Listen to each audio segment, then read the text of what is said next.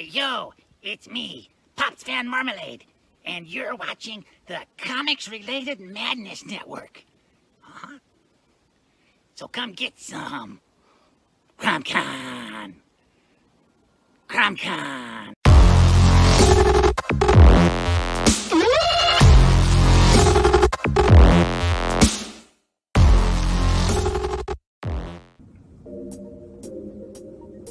Oh man, I wish I could find a way to better advertise Apothic Press. Just back it already.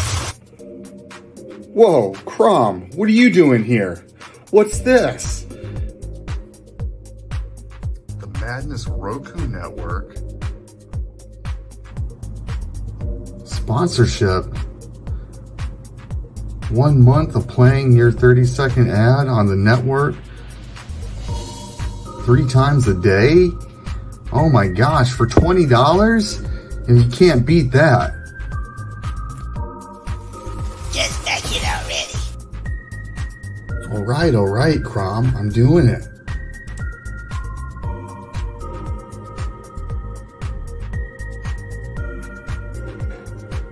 Awesome. Hi, I'm Tanner Hervey, founder of Apothic Press. I back the Madness Roku Network, and so should you.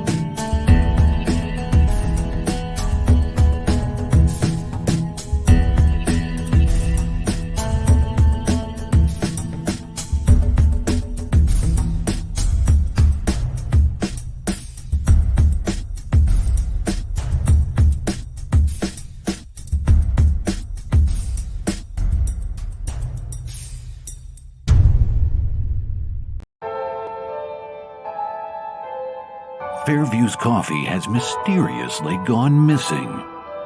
Mayhem ensues when strange, coffee-craving zombies plague the city. Detective Mickey Potatoes, an overworked public servant, uncovers why ordinary citizens are losing their minds and how to stop the coffee apocalypse. But it involves the mafia. And when you're dealing with mafia crime families, nothing is ever easy. The mafia controls everything in the city, including the police, including him. If he breaks the mafia, they will break him. So, the city is without coffee. The city is burning before his very eyes, but he's powerless. Detective Potatoes has the power to stop the coffee apocalypse, but if he does, he could lose everything.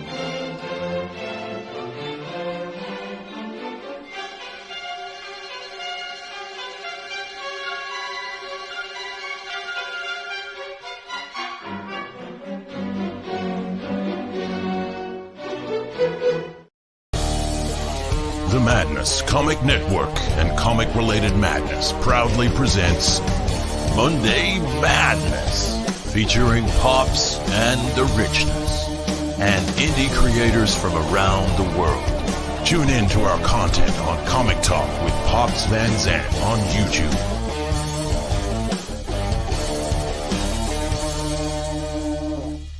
I'm looking for a man who You have found one.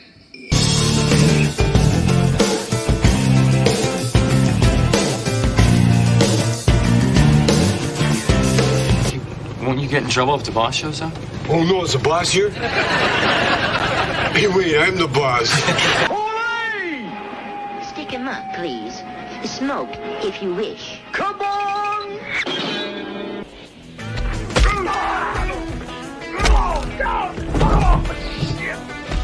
Damn, that hurts, doesn't it? You know what's up. Hurts, doesn't it? Doesn't it?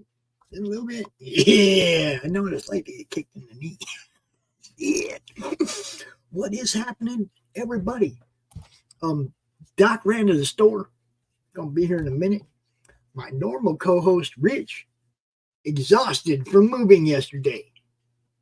Had to bail, but we love him. You know, that's the thing about this network is that everybody's got everybody else's back. Rich said he can't do show today, and hey, Doc, you got me. Doc's gonna be here in a little bit, just like that. Our guest today is the creator of Black Tiger, Hidden Dragon, and Magna. You guys know him. You better love him because I do. Is Mr. John Hervey. What's up, bro? Yo, what's up, Pops? Hey, good to see you, man. I ain't seen you in a bit. It's been a minute, man. I know I kind of disappeared from the scene for a minute with all, just a lot of stuff with the family and the kids, but I am back. It's good to see you. Let me know, brother. I have my fan on and my AC on, so if it's making crazy noise, I can cut it. No, you're good. I can hear you just fine. Okay, perfect. Man, it's good to be back on. Dude, it's good to see you, man. And moving forward, you guys are killing it, right? Man, number 2 looks really good. We're going to dive into that in a minute. I do want to say hi to our peeps in the chat. We got Billy Power Max. What's up? My sketchbook. You guys know Dawn. Look, if you don't know who Dawn is like Mrs. Links. All right. better ask somebody. In the madness, send her your links. She'll add her to her little list. She always drops links during the show. She's, you guys know she's like Mo Big. She's like Past Master Dan. She's always in there dropping links like Eric Hupples. You guys know what's up. You got to have that. Going on in the chat the whole show because promotion is our gig. Pops knows. I mean, it's part of what amazes me is the ecosystem. You know what I mean? It's like, the chat is so important. The shows are so important. If you have shows with no chat or content with no shows, it doesn't work. You need to have it all. Yep. And let me just edit that chat real quick. That banner real quick. As we welcome. Yes, John Hervey. That's who we welcome. It didn't have your name on there. There we go. There he is. Normally I have all them little things done in the backstage before the show, but I was on the morning roast this morning talking about our gig, talking about the Roku thing, right? Yeah. And, then it was like by the time I got off the show and then out of the backstage chat and everything, I had like 20 minutes to go try and stuff something in my face before the next show and the next show. Dude, it's all action around here, John. I like it. Hey, that's good action, brother. That's good action. Yeah. See, there she and well then, here we go with the links. There you go. Here we go. I already started it with the Roku and John's campaigns up at the top of the chat up there. You guys can go check it out. Yeah, and there's Doc's link. See, she's on top of it. Boom, she's on it. That's how we do it around here. And you are most likely right, Sketch. Doc went to the store. He doesn't run anywhere. I hope he's listening. He's gonna come back and get Jazz. He'll speed walk back for that. Oh, that's great. All right. So, one announcement I want to make for our campaign, for the Roku campaign. If you're a showrunner and you back us at the showrunner tier, please hit me up and let me know who you are. If you're anonymous, I don't know who you are. I can't have Max get in touch with you to coordinate uploads and stuff. We want to be ready to get this thing rolling right away. So if you back at a showrunner tier, hit me up. Let me know who you are, what you're bringing to the network, because we want that stuff to just go smooth. I want to be able to upload everything just smooth. So don't wait till the last minute. Hit me up. And also for you people ordering sketch cards, if you order anonymously, we can't ask you what you want Doc to draw. Just saying. Let us know who you are so that we can accommodate all of your needs in the Roku. Because, man, dude, it's been a little slow starting, but I missed my own launch party, John. What happened? Dude, a tree took the power line out like 30 minutes before the show. Oh, you got to be joking me. No, I wasn't. And it's like it had all been scheduled and planned and guests and all everything. And I was just like, Doc and Lori and everybody just went ahead and did it. Ooh, I must sneeze. Ooh. Yeah. Oh, that was you can't do anything, acts of God, If a tree falls on your lines, you just can't do a lot about that. I missed my own launch party though, but my people, being the people they are, they backed it up. They went ahead and they did the launch party anyway. Doc and Lori and everybody, and they came out and talked about what we were doing. Nice. But it would have been, I'm sure it would have been better if I had been there. I mean, I'm sure, because I couldn't share links out. I couldn't share the link out anywhere. All the stuff that I do, like, do you know what I do while the ads are playing? Tell me. Dude, I share the link to the show out to like 40 or 50 Facebook groups. There you go. Get on and sorry, but not sorry if you're one of them people that's in all 50 of those groups and you just got spammed 50 times. Sorry, not sorry. Because my job is to promote. You see what I'm saying? That's what I do. Pops is a man on a mission. That's the way it is. But yeah, I do that every show, right? And that day, of course, I couldn't do it for my launch party. I couldn't share it out everywhere. It was just, I was so depressed. It was just a wreck. Oh, man. I'm sorry. That sucks. And well, I mean, we all just, you do what you do, man. Even it's like Sim said a little while ago. Even if you're walking through hell, walk through it like you own it. There you go. So we just powered forward. We've been going through, we've been getting on the shows and talking about it as much as we can. And we're going to talk about it more at the end of the show. But right now, for the next 50 minutes, it's all about Black Tiger and Hidden Dragon. Do you want to share your screen or do you want me to share it? Go ahead and share it. I like to just flap my gums. See? Crom. He was not being nice during my launch party, man. It was like, and the worst part, John, my phone was like right on the verge of dying. So basically all I could tell everybody was I'm not going to be there and my phone is dying. Oh, man. There was no car here to go out and charge. I couldn't even run out to the car and charge the phone up. It was just, everything was bad. That's right? Torture. That's torture. Everything was bad about that day. And I was just, gosh. And we still got like 20 backers right away or so. It was, it wasn't good launch. You still had a good launch. It wasn't bad, but it wasn't what I was hoping for if I had been able to share it out everywhere and actually promote it the way I wanted to. Yeah. And we appreciate you, Timothy. Yes, they say God does have a sense of humor. Yes. I don't know, though.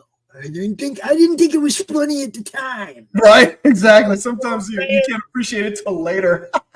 Usually when the power goes out, I'm like, I get happy. It's like, cool, comic book reading time. Right. The power's out. I can't do anything else. I get the flashlight and a pile of comic books that I haven't read yet, and I go to town on the stuff I hadn't read yet. Yeah. Because power goes out here fairly regularly, once, twice a month. I don't know. Okay. So it's like, that's the thing. That's what I do. But that day, I didn't even want to read comics. No, you're too depressed. I know the feeling.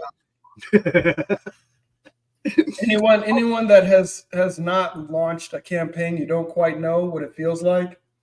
But man, the ups and downs, the highs and the lows, the emotions, it's it's tough. I remember after my first launch, I actually had my second launch actually had like the book ready, but I was like emotionally I had to take like 3 months off because like I was just like I was all in my feelings and I was worn out. Dude, me, man. Look, I think in all the time that I've been doing this for 4 years, I don't think I've ever taken 2 days off in a row. Ever. And even the 1 days off that I take are only half days because I'm back out here doing shit as soon as I'm done whatever I was doing that day, right? Yeah. I'll be like, oh, I'm going to go play golf today. I'm taking a day off. No, I took the golf time off. And as soon as I got home, got back in this chair, went right back to work. You know what I mean? That's why you have your show. I mean, for me, production side, I work on that every day. Mm-hmm. But the shows is cyclical for me. And that, it's problematic though. I mean, you need to be more consistent, for it to really, so you're right in the right spot, man, doing your shows. It definitely takes a special kind to stick with it and just, keep grinding. Oh, you're talking about a launch party night for Beowulf, number 6, right there. See, Dawn drops the link. She keeps everybody in the know what's going on, man. Nice. That's awesome. I love that we have people in the chat that are willing to do that for other people as well as themselves. You know what I mean? Absolutely. If you got a wrench and you ain't promoting your book, it's your fault. Pop says, shame on you. It's your fault. Now then, we're gonna share that. We're gonna take a look at this one. Do you want to give everybody a little history on Black Tiger Hidden Dragon number 1? Yeah. Before we get into number 2, because look, some of the art on number 1 was just fucking badass, dude. The mall with the dragon and everything. Oh man, give them a little taster of what. I'll definitely do that. So Black Tiger is a property that has been around. Man, it's 20 years now. So Rod and I, we've been working together for a long time. We're working together starting back in the days when the way I got in contact with him was digital webbing, which was a forum. So, I mean, this was, there was no DeviantArt. There was nothing like that in existence. I mean, it's like getting in contact with folks was like speed dating. You put up an ad on the forum and then somebody's like, oh, you sound cute. Let me know, so they're just like, I gave a little pitch of my project. A couple guys got back at me. One of the guys started doing some work. And then he's like, I think I got somebody else that's better suited for this. And he kicked me over to his buddy Rod. And he and I, we've been working together ever since. So we started off making books. And I know I'm giving you way too much history here. But you're doing fine. We got an hour, bro. We started off. Yeah. Talk. Let it roll. We started off making books. So we first published in 2005. So This was to the direct market. This was the comic shop. So this is back in the day when you had to, get your ad in the Diamond previews. And none of y'all ever seen, bro. Golly, you had to go with the duopoly, the oligopoly. If you consider Diamond, DC, and Marvel. But basically it's a book that's like this thick every month. Mm-hmm. The whole first half plus of the book, 3/4 of the book, Marvel, DC, then you get into Dark Horse, and you got Image. And, at the time they had like CrossGen. And you got this little bit at the end where, look, I got friends that own comic stores, and I encourage people to like put retail tiers on their campaign, because I do talk to people that own comic stores. And yeah, you might not get 50 comic store owners hitting your campaign up, but if you sell one, you got some books on the shelf, right? Absolutely. So it doesn't cost you anything but 10 minutes to add that tier to your campaign. You make a decent price point so the comic store can make money. And people like me see your campaign, see you got a retail tier. We tell Johnny, we tell Fergal, we tell these guys we know that have comic stores that they can go look here. You see what I'm saying? But you got to have it there first. We can't promote it if it ain't there. So, I'm gonna add a retail tier then. I mean, I'm just saying we can't tell these guys about it. One of the guys in our game stream on Friday owns a comic store. Oh, nice. Okay. He's looking at our stuff all the time. He's part of the madness. You see what I'm saying? So we have those in the madness. We have people that own comic stores that like indie comics. Yeah. Oh, I mean, I get it. A lot of comic stores don't want to take a chance on an untried and untested product. But a lot of comic store owners know what their fans like and will know whether or not your book is something their customers will buy. Right. Okay. Absolutely. But also the fans have to help that too. Okay. You see this book and you want this book, but you don't want to have to pay to have it shipped. And you carry your ass down to the comic book store and you tell dude, hey man, order some of these. There you go. So that he pays for the shipping and you can just buy it and take it home. Right. Exactly.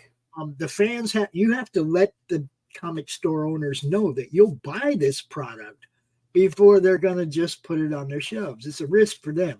Let them know it won't be a risk. They'll buy the stuff. Right. That's a big deal because, I mean, comic stores, that's one thing that's never been fair about that model is comic stores have always borne all the risk. So like once the books are solicited and Diamond ships them out, it's not like consignment. So it's like if it's on consignment, then people are like, you know what, I'll take a flyer on this. This looks cool, but if it doesn't move, I can send it back. No, comic shops, they eat it. If they buy it, they eat it. So if people don't come and don't pick it up, then they're just like, I can't do this. I can't do this indie stuff. Mm-hmm. And that's why you see all these dollar bins with all these books in them that ain't even but 2 or 3 years old. Yeah. Because they can't keep it in their shop. They bought all these books they didn't sell. Now they're just trying to get them out the shop because they're taking up space. They got to liquidate it. They may be taking a loss on it, but they got to get something off of it. Right. So, now in Johnny's case, I asked him point blank. I said, Johnny, you get that Diamond book every month? He's like, yeah. I said, you look at every page? He said, hell no. It's too much. It's too big.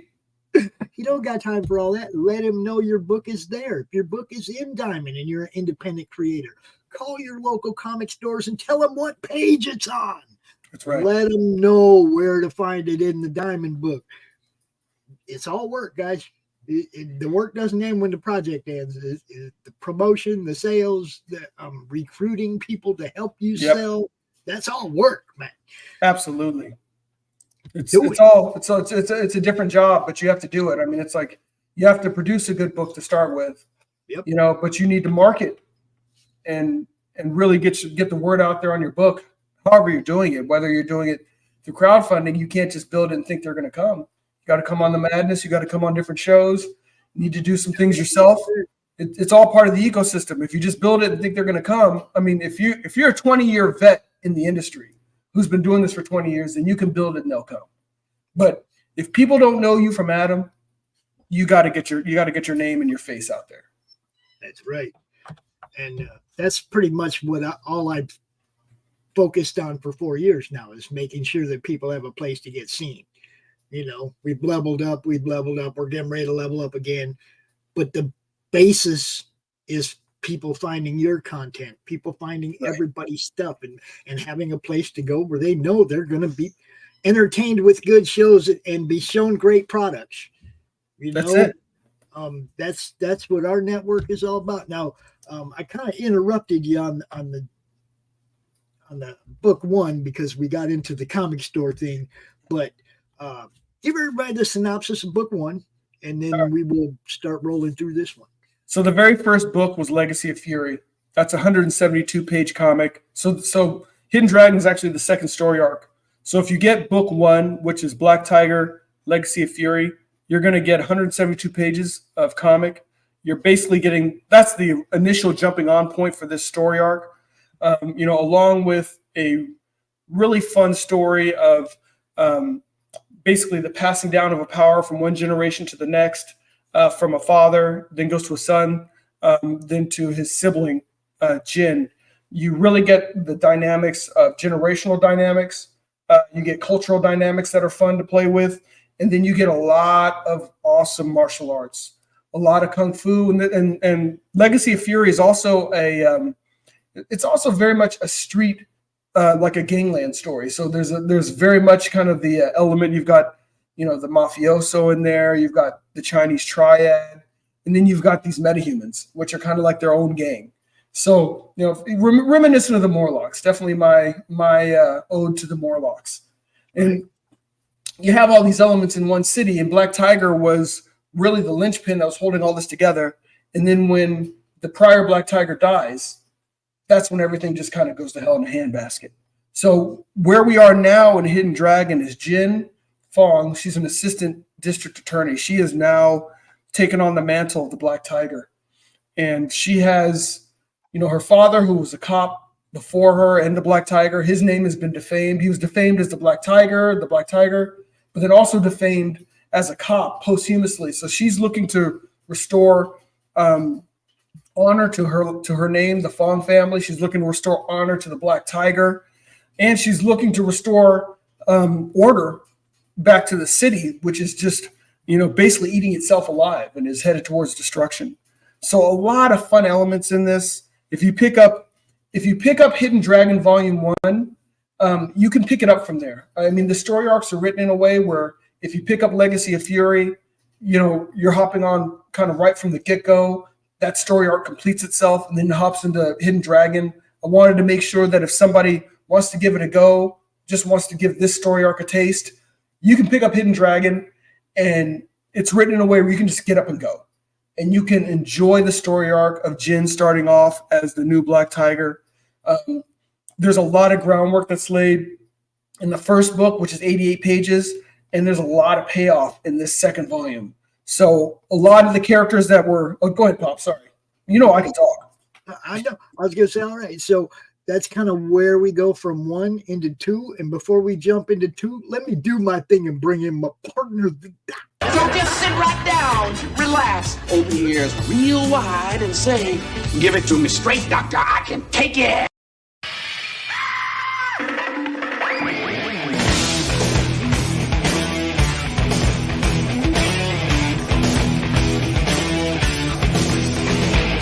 Chocks out from under the wheels. Flaps up. No offense, Margaret. Contact. We're off. Brum, brum. Doctor, give me the news. I got a bad case of loving you. Oh, what heights will hit? On with the show. This is it. Bothered by occasional hemorrhoidal bleeding? The doctor is in, baby. The doctor is in, people.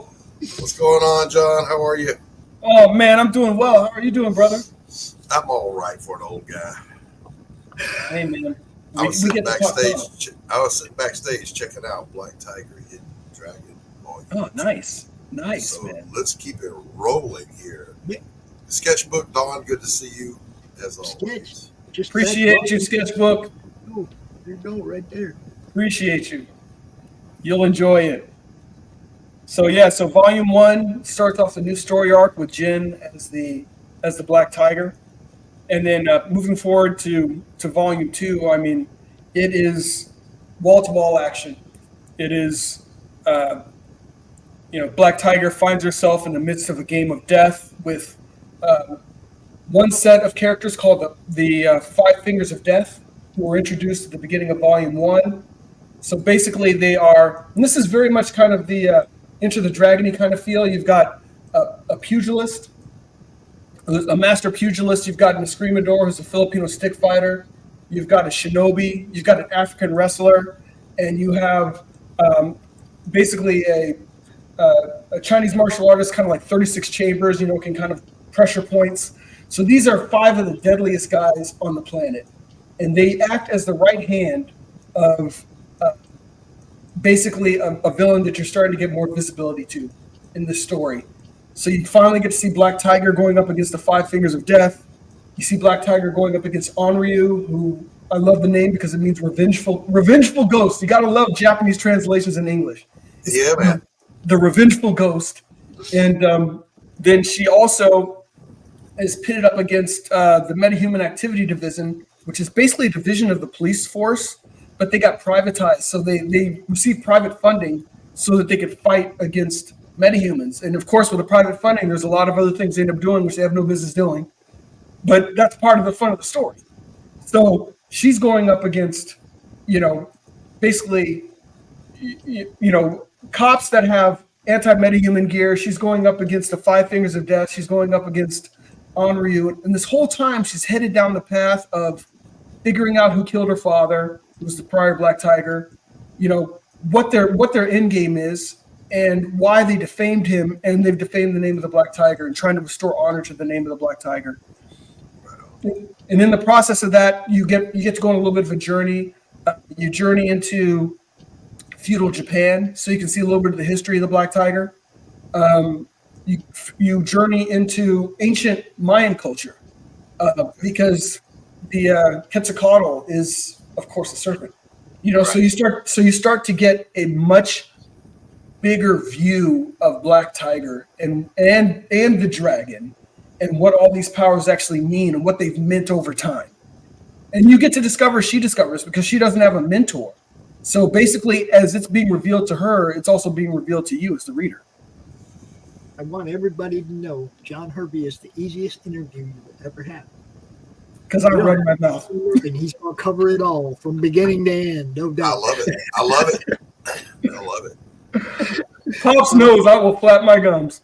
Yeah, let me get in here and play the video real quick before there's no reason to. Say what, Doc? I was saying, let him flap, man. I'm enjoying this. Oh, yeah, I just want to play the video now real quick. And then flap on, brother. All right, come on. Yeah, and we're just going to roll, right? All right, here we go.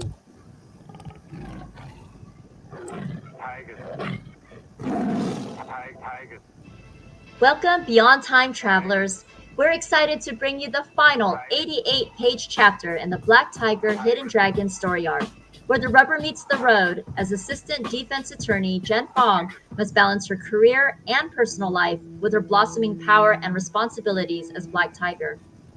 Jen must survive an insidious game of death and a lethal encounter with the Metahuman Activities Division of the Los Santos Police Department as the city streets run ablaze with criminal activity. Along with pulse-pounding action, this graphic novel reveals inconceivable truths about the Black Tiger power, ranging from ancient Mayan civilization to feudal Japan. Picking up where Volume 1 left off, Jen must go farther, dig deeper, and bring it with more bone-crushing kung fu than ever before in order to save the city of Los Santos and restore the disgraced names of both the Fong family and the Black Tiger. For those of you who are new to Black Tiger, this campaign is a great jumping-on point, as it contains nearly 350 pages of comic book awesomeness with 2 complete 6-issue Black Tiger story arcs, Legacy of Fury and Hidden Dragon. Start at the beginning with the 172-page epic Black Tiger Legacy of Fury, in which Pak Fong, the prior Black Tiger, has a strained relationship with his children. His daughter Jen is as straight as an arrow assistant DA, whom Pak has inadvertently lost in the shuffle as he focuses his attention on his prodigal son Eric. Unbeknownst to Jen, Eric is the heir to the Black Tiger power and an enforcer in the Red Dragon Triad, the most brutal gang in Chinatown. When an assassin's bullet ends Pak's life and grants the power to Eric, the family is shattered. Pak's web of secrets drives brother and sister onto separate journeys that collide as the fate of the city and the mantle of the Black Tiger hangs in the balance. All production is 100% complete as we continue our mission to bring you the very best in comic book entertainment. Join us for boundless imagination. Most excellent. Dude, that is so badass. Thank you, Doc. Thank you. Wow, I am blown away. Now, John. Yes, sir. Are you the writer and artist? I am the writer. If I was the artist, no one would buy the book. So I love art, So I mean, when I script, I script things out fully, So I'll provide thumbnails. I like to break out the panels, but the reason being is don't get me wrong. Most of these panels aren't the way that I originally conceived them. Like I'll give them to the artist, but it gives the artist a vision for what I'm trying to do. And then almost like a cinematographer, the artist could be like, that's not a good idea. Or, hey, I see what you're doing. I got a better way of doing it. Right. And then it just, for me, I feel like if I can fully, portray what it is I'm trying to do, then the artist can say like, hey, I know how to make that even look cooler. Yeah. Well, tell us about your art team. So Rod Looper, go ahead, Pops. Doc, you see who this is right here, right? Do I see what? Where? Right here. Who did this cover? The top right here. No, I can't read it. It's too small. Okay. For me. This is Irene, bro. Is that Irene? That's is that Rainey. That's Rainey. You can't go wrong with Rainey. Oh, she killed it on this cover, man. This is awesome. But Rod Looper, is that his name? Looper, like wolf. Rod Looper, right? Yeah. Get it right, Pops. So you got it, Pops. Rod Looper. Yeah, I mean, that's his regular artist, his A cover and interior artist. Mm-hmm. Yeah, I was going to say the interiors are amazing, man. Those are dynamic panels. They are beautifully composed and executed. That's damn near flawless. This is leveling up. But the first book was freaking amazing too, Doc. There's a scene in a mall in the first book where a dragon like just blows up out of the ground right in the mall. And all the different levels of the mall, the people are freaking out. You can see them all around the like promenade. Dude, it's just an amazing fucking page, right? Rod's. And I'll tell you, Doc, the thing that was with that page. So when I scripted that page, I actually scripted that page as 5 panels because there's so many different things I wanted to show. I wanted to show the dragon coming up from the ground up.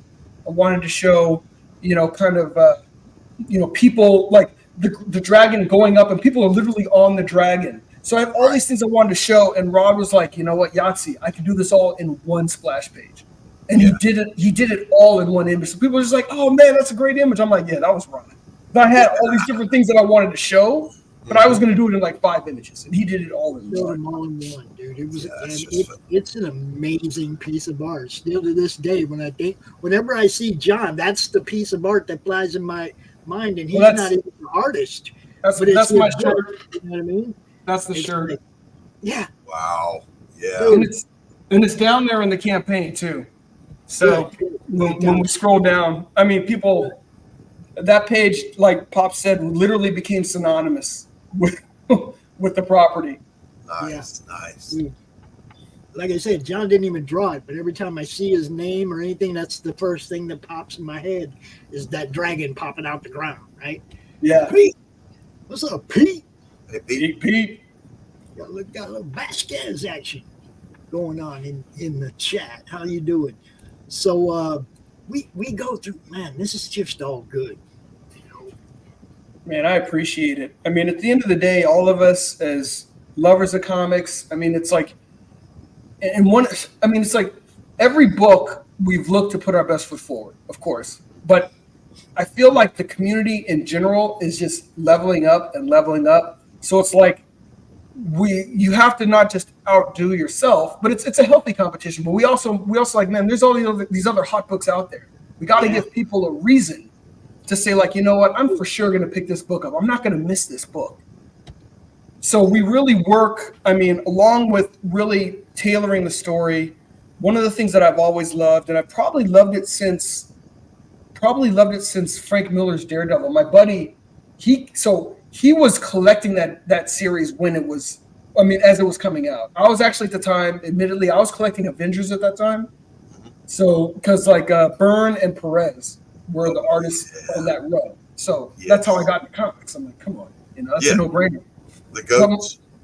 The goats. And my buddy, he was collecting Daredevil, and I can remember being sitting on his brother's bunk bed reading The Death of Elektra. I mean, and one of the things with Frank Miller is his art, he choreographed the fights. Like you could see the flow of the fights in the books. And I was like, that is so cool. And that's one thing I always wanted to do in comics. I said, you know what? Yeah, we're going to have these awesome fight scenes. I said, but I want there to be a flow to the fight scenes. Right. Because also growing up, I was a big, you can probably tell, a fan of Hong Kong martial arts movies. Mm-hmm. You know, and it's like you've got the martial arts, you've got the style, but it's like the fights are really a dance. It's a choreographed masterpiece. And it's like if you don't choreograph the fights, you know, then like some fights are just brawls. That's just smash mouth. But like these kind of fights, you got to choreograph them. You got to give people what they want. And that's really what Rod and Rod knows I'm a nut. You know, I'll some of the things that I script out, he's like, man, that's ridiculous. You know, you want to do all that, but then usually he'll half a day later, you know, I'll show him something on thumbnails and he'll come back with something better. He'll be like, see, I knew you could do that. I knew you could do it. Yep. Yeah, these are now just. I'm looking down here. Legacy of Fury, Volume 1. Mm-hmm. That's the Greg Horn cover, right? That's right. Greg Horn, yo. Greg Horn. Ringing the bell with anybody? Come on, go get you one. For real. For real. How many of those you got left? Hey, Stephen B. So the great thing about the Greg Horn cover is when we were originally doing the book, we made it for 6 issues. So we did, and I'll tell you the whole key to all of my covers. So Legacy of Fury is a 6-issue graphic novel fundamentally. Right. So basically there's a cover for each issue. So there are 6 Greg Horn covers inside that graphic novel. There's one on the outside, but you get all 6 when you buy the graphic novel. So you get all 6 Greg Horn covers, and basically each cover is for each issue.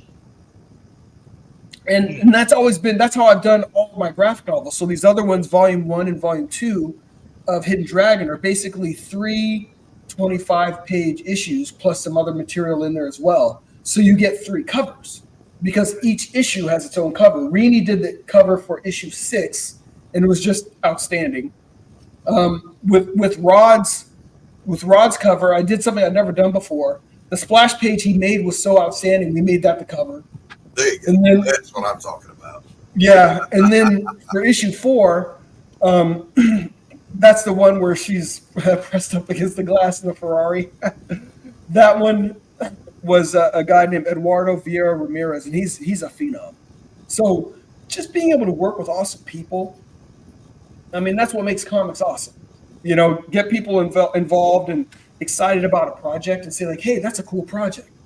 Yeah, you know, come on board. And then give people what they want when you give them the fight scenes.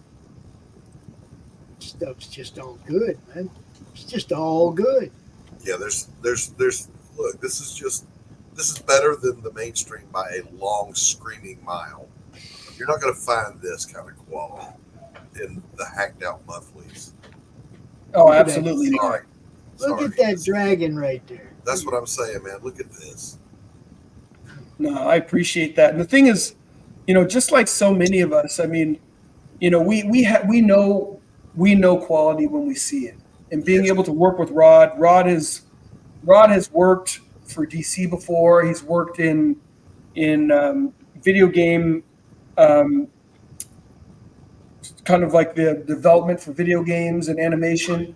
So I mean, he understands the craft, but more importantly, I think he understands the need for this creative movement that we have. You know, he understands the need for the independent scene as it is.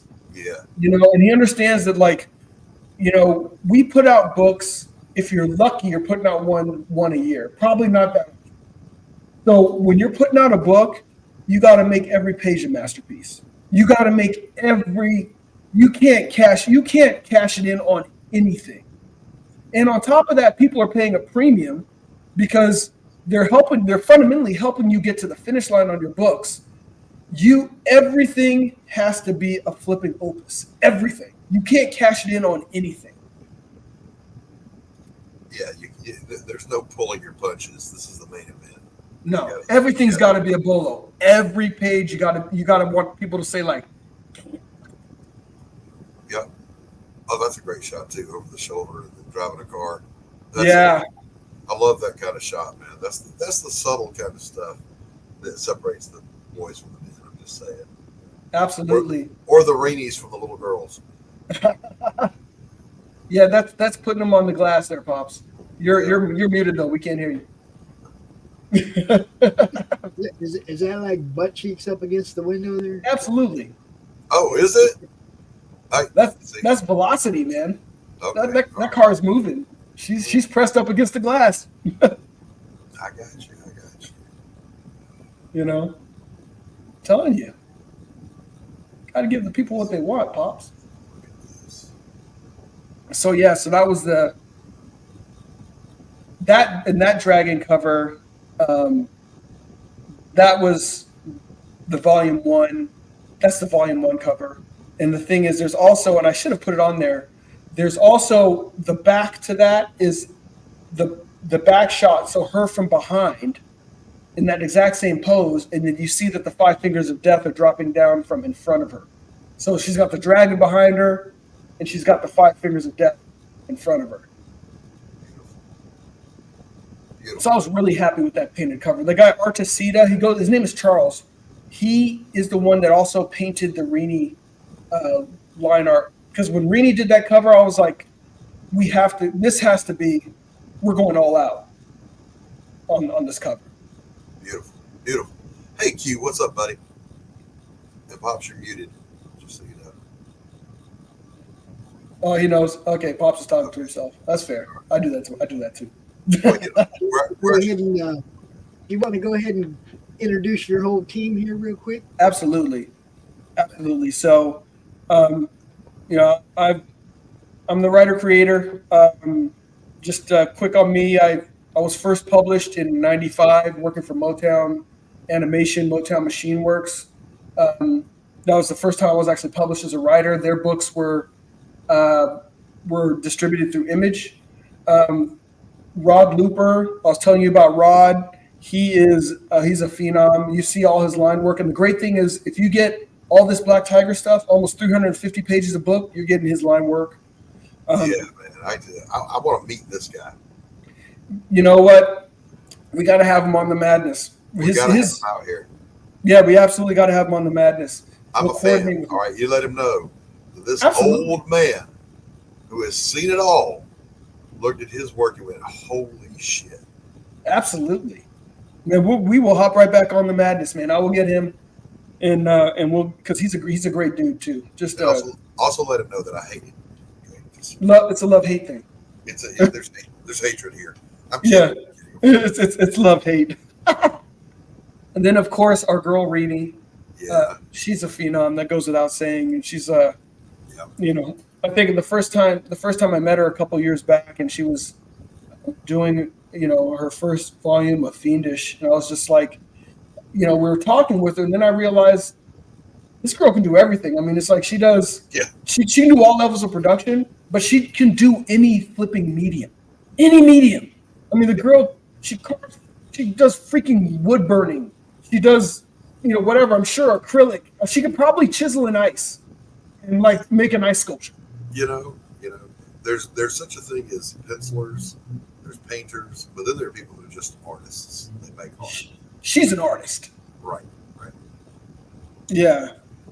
And then Eduardo Ramirez Vieira. Look, Rini is the queen. Everybody know. Absolutely. Yeah, uncontested, no doubt. I gotta agree. Yeah. And there's a lot of talented folks out there. I'm not trying to take anything away from anyone. I mean, it's like, it's not zero sum. Praising this one does nothing to tear anybody else down. Absolutely. Eduardo Ramirez Vieira, he is a talented dude. He's the one that did that Ferrari cover with over the shoulder of Onryu and Black Tigers pressed up against the glass. Yeah. That's good stuff. You got to have it just takes a particular aesthetic. I love it. Yeah. It's one thing to try and describe what you want, but when somebody's able to pull it off like that, you're like, okay, that was excellent. That was absolutely excellent. Alex Garcia, he's, you see him in the indie community. He's a really talented dude. He helped with, so some of the scenes, it was kind of like a little bit of an ode to the Court of Owls where she's fighting and she's in, basically a maze. But the thing with the maze is that the maze has basically it's like monitors. So it's showing that she's been getting monitored this whole time. So it has a whole bunch of images from prior issues showing that she was being recorded.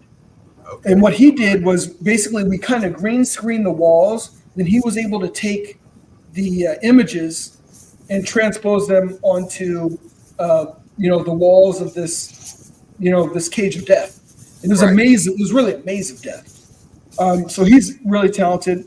Yeah, man. That takes work too. Absolutely. Vinicius Townsend, he's my colorist, and this dude is such an unsung hero. If we go back and we look, the thing is the line art is so strong that it's easy to overlook the colors on this book. So like just stop and just look.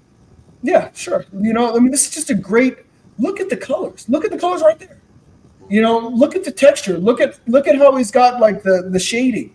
He does an amazing job, and it really accentuates Rod's work because sometimes you can have folks that are really talented, but their styles don't really work well together. His colors on top of Rod's line work. It's like his colors here. He's the one that really did all the blurring. On right there with the cars. I'm pumping up all these people because they need to be doing more work. He gets good work and he does work with like Dynamite and stuff, but it's good for him to get more work in the indie scene. I guess Dynamite is indie, but not like us. We're a different breed. And then go ahead. Dynamite's Vampirella, yes.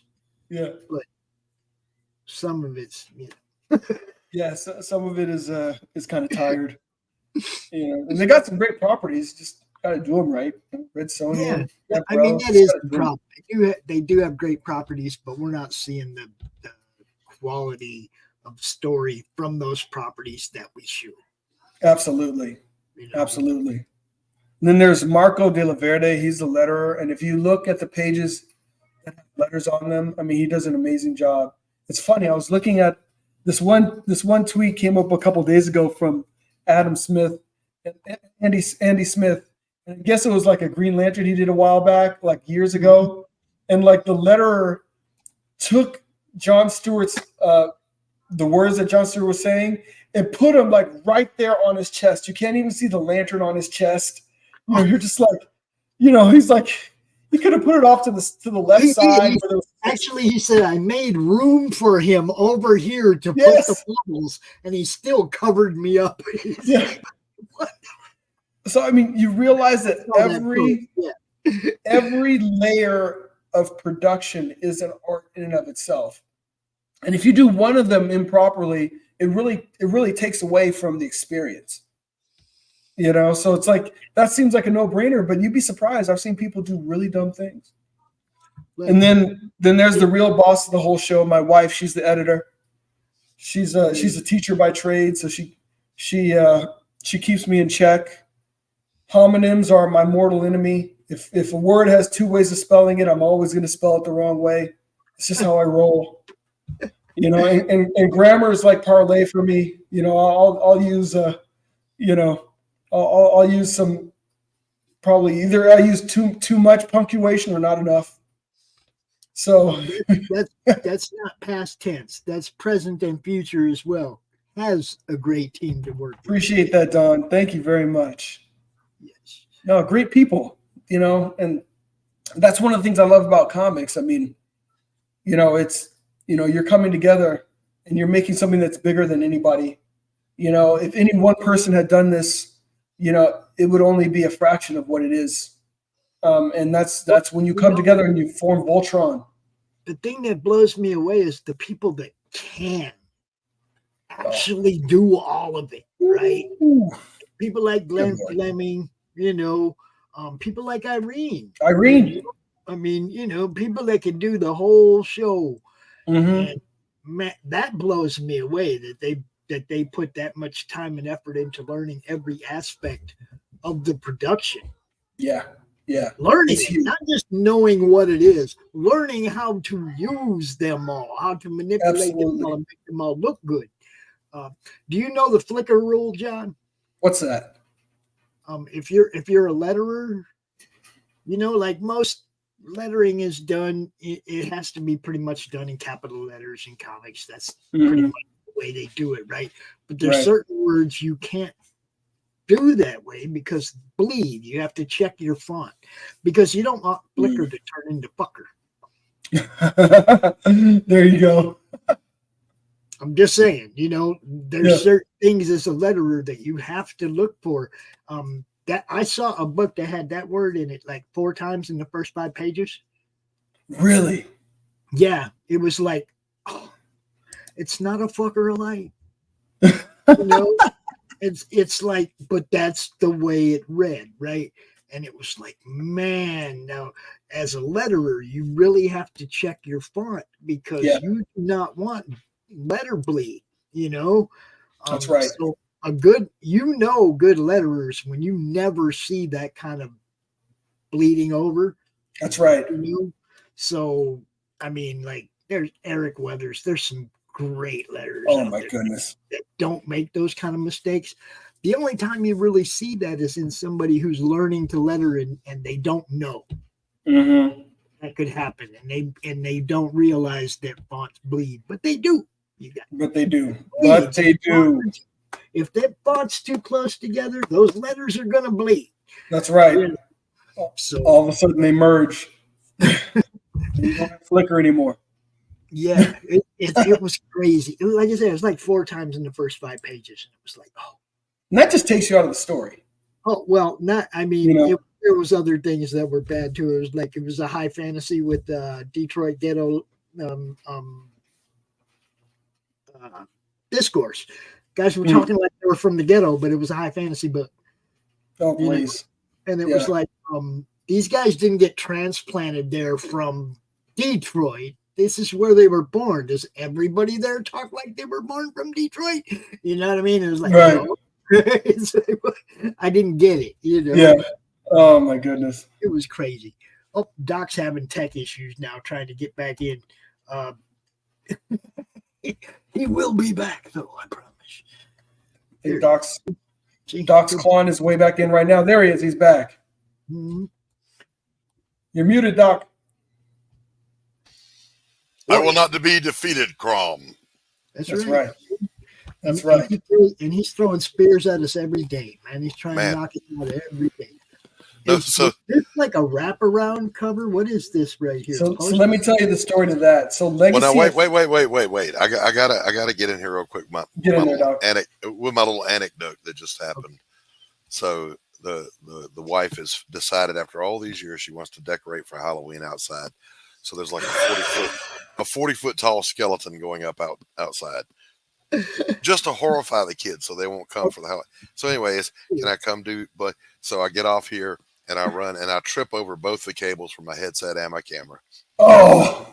And rip them out of the computer, not realizing I'd done that because you know I'm a big boy. Yeah. So then when I come back in here, I'm trying everything in the world to get back on. I'm like, what the hell is happening? Oh, you have to plug shit back in. So there you go. There's the story. There's the next. That's the plot to my next book right there, baby. Plug it in. Attack of the 40-foot skeleton. See, you've already got your plot points. I'm down, man. I'm down. I'm ready. You're ready to go. I'm ready. All right. Sorry to interrupt with the drama, but that's what I get paid for. You're fine. You just gave me a reason to pull something up and show it to you, Doc. That's what I get paid for, folks, is the buffoonery. It's what I'm here for. It's what I do. So the other day, I went to one of my favorite stores. Let's see. I got to send this to an account that I can use. It's horrible. Uh-oh. Okay. I'm just trying to send this to me. Is that okay? Can I do that? Depends on what you're trying to send. I never accept stuff from myself be honest with you. It's just smart. It's just not a healthy thing to do. You're like, I know that guy. I'm not opening that. I don't know that fella. Okay, I think this is the right one. All right. We'll get it over here where I can grab it, and then I'll show it to you guys. You'll think it's hilarious. What were you just talking about, Doc? The 40-foot skeleton. Yeah, a 40. I'm trying to do what Q asked me to do too. A 40-foot skeleton, huh? Let me see. Jeez, Facebook, why are you being so slow?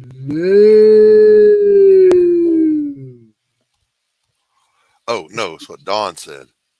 It's making me really work hard to get this to I could show it to you, but yeah, it is. I went to my favorite store the other day. Yeah, it's basically that, but he's not wearing a jersey. Oh, that's a good one. That's from our boys at Harbor Farms. Love you guys. Thanks. Nice. Harbor Farms is the local dispensary. Okay, I got you, Don. I will check that out. Yes, Don did share your link very first, Doc. Yes, and I appreciate it very much, very much.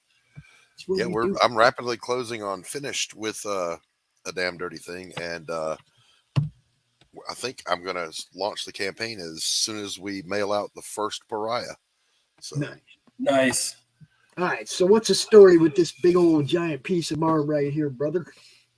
So this was a wraparound cover when we first did Legacy of Fury.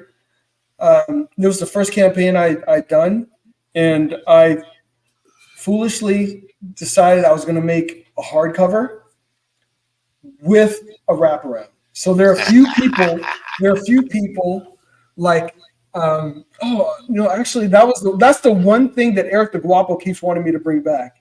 And it is just not a financially viable option. It was beautiful. I mean, I kept the copy for myself, of course, but it's like had this great. So this is the full wraparound cover, right? For the hardcover graphic novel. Dude.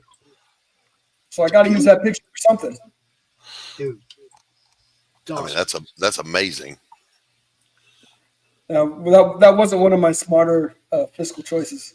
Yeah, that was just a nerd choice. I was like, I want to make this. Afterwards, my wife was just like, listen, if you're gonna keep doing stuff like this, you're about to have a very short career doing this. He's like, I'm not gonna be signing off on this nonsense. That's funny. Yeah. I was like, listen, that's just for people, that's just for the collector. She's like, if you wanted to do that for yourself, you could have just made one, but we ended up making like 20 of them. I'm like, sorry, babe. And we lost money on each and every one of them. I'm like, yeah, that's the cost of doing business. That's right. That's just, you consider that an occupational hazard. Exactly. That's what happens when you have a fanboy. Hey, I got a great idea. Let's do this. Okay, now what you do is you get Rod and everybody to sign them, and you sell them as posters. Sell them as posters? We have no posters in this campaign. I'm thinking maybe for future campaigns, I'll do more like comic book size posters. The only reason is like they're really unwieldy, and you got to put them, if you want to treat them right, you got to put them in like tubes. You got to mail them in tubes. You know, there's nothing. I mean, it's like sometimes I've gotten posters and they were folded, and I'm just like, really? Yeah, they put that big old crease. He sent me like, it's like folded like a napkin. I've got like 4 creases in my poster. That's why I make tapestries. That very first poster I got from Elysian Fields had been folded in fourths, right? Yeah. It had those creases. So it had white creases where the folds were. So I went and got the proper colors and markers and colored over the creases all the way across the page, up and down. Now you can't tell. Right? It's like flattened out in the press, and I colored over all the white. But yeah, man, it was all creased. That's a lot of work, though. You figure you've already paid for the poster. Now you've got to press it and you've got to paint it. That's awesome. So looks good. Yeah. All kidding I've got- aside, though, you can think about looking into the tapestries. They're basically on a Tapestries are nice. satin material, 24 by 36. So they're Mm. basically a poster that Fit in they the don't tear. Gemini. They don't tear. They Really? don't have Yeah, creases. they fit in the Gemini. They don't crease. You know, you throw it in the dryer. I mean, it might have a little crease from being in the package for months or whatever, but You hang them and it just goes Yeah, away in a right very out. short time. That's a great idea. The satin. yeah, Anthony Taking has note. some nice ones from the different campaigns that he's run. Yeah. Taking note of that. That's a good one. Now, this is art from the first book. Good stuff. Yeah, this was from Hidden Dragon Volume 1. That's the introduction of the Five Fingers of Death there. They get to fight against some bionic Russians, the Organizatia. Yeah, So right. you kind of get to level set their power. Mhm. And then here's a scene with Black Tiger and Onryu and their civvies, and they're basically going to see. Basically, he is the man in the chair. Right. He's Black Tiger's man in the chair, but Onryu decides that he needs to die. So this is kind of a Jackie Chan-ish style, of fight here. The guy's in a roller chair. She kicks the chair out so that Onryu misses trying to stab him. So just having fun with the. I love it. I love it. There it is, Doc. Here's the dragon. Man, come on. Now look at all the different floors in the promenade, the people reacting, people that were standing where it came up out the ground and Yep. look on it. Yep. I was hooked right from the Yeah. get. The first time I saw this page, it was like, oh, shit. That's amazing work, man. That you can't take anything away from that. That's just amazing. Yeah. And I mean, to this day, this page has got to be like the most prominent page. And I just look at it and I'm just like, every time I look at it, I think about the 5 things I was trying to do on the page in 5 different panels. And I'm like, this dude knocked it out in one flipping splash page. Now, I got to ask you, was there anything in this page that you didn't have in those 5 panels? Well, the thing is, there are things he was able to do a lot better. I wanted to show the Bedlam, but you could have never done that. He covered all 5, but did he surprise you with anything there that you didn't? Well, yeah, because when you look at that dragon, when you look at the magnitude of the dragon in the mall, I don't think you would have pulled that off in 5 panels. Right. But when he did that, but that was his main thing. Is he's like, we may lose the magnitude of how big this dragon is. Right. I'm like scale. I'm like, but dude, this is like a 4-story mall. He's like, yeah, I got this. I was like, I was like, okay. That's what you want to hear. I got this. Yeah. Don't you worry. He's like, all this stuff, I got it. And I was like, okay, awesome. Yep. And he killed it. Yep. So you can get book $25, 170 some pages. You can get book 2, another 90 some pages. So 172 for the first one. This one is 88. Yeah. All in all, so 88 for volumes 1 and 2. So you'll still get a lot of comic. You'll get over 160, pages of comic between volumes 1 and volume 2. Plus another 172 pages for Legacy of Fury if you get that. So you can stay busy. Yeah, no doubt. Black Tiger. You can get this cover right here, $25. Get this Reenie cover. The Reenie cover, and it is color. What happened was when I first launched the campaign, I had a line work, but I didn't have the colors yet.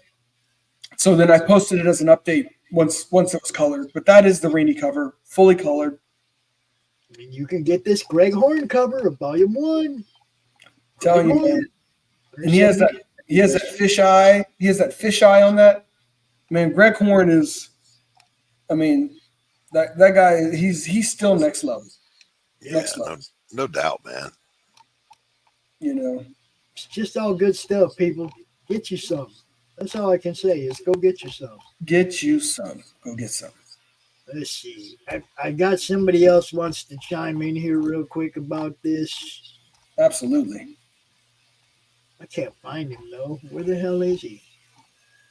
Supposed to be here. There he What are is. we doing? What's next? Just back it already.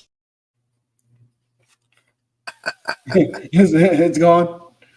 You just had to pop in here and say, just back it already. We do have one more guest that's going to be popping in, though. Doc's co-host from Doc's Coffee Shop. Our boy Tanner Hurley's going to be popping in here, hanging out with us in a little bit. And we're going to do an unboxing and talk a little bit about what he's got going on, too.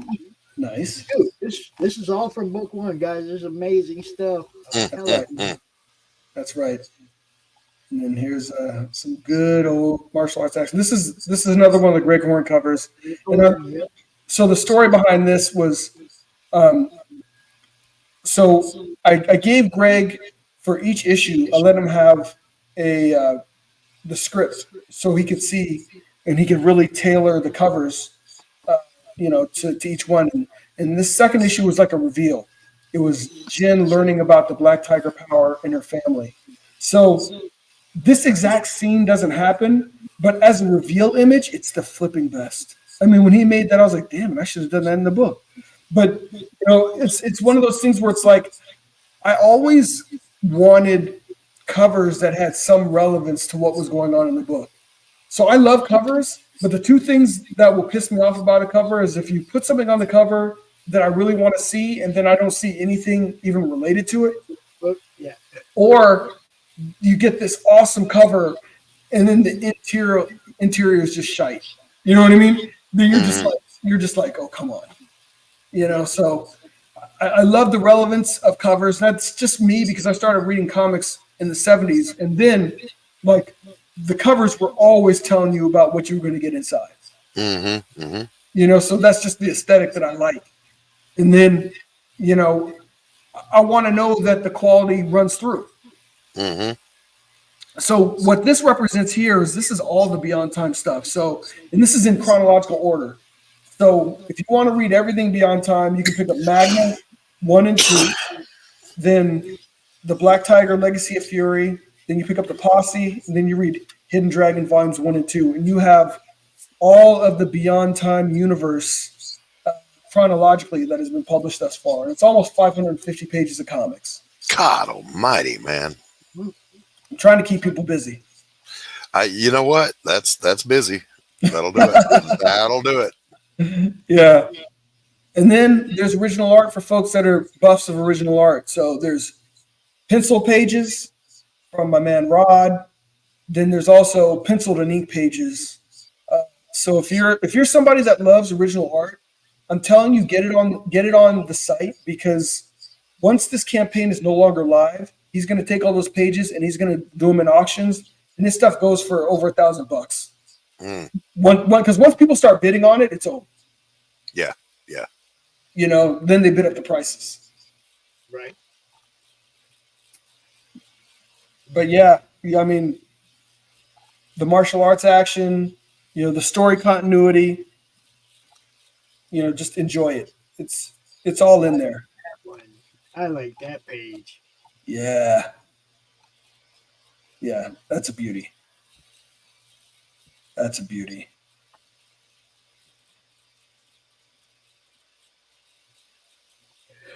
Oh, didn't see Bless that coming. Bless you. You're right there, Pops.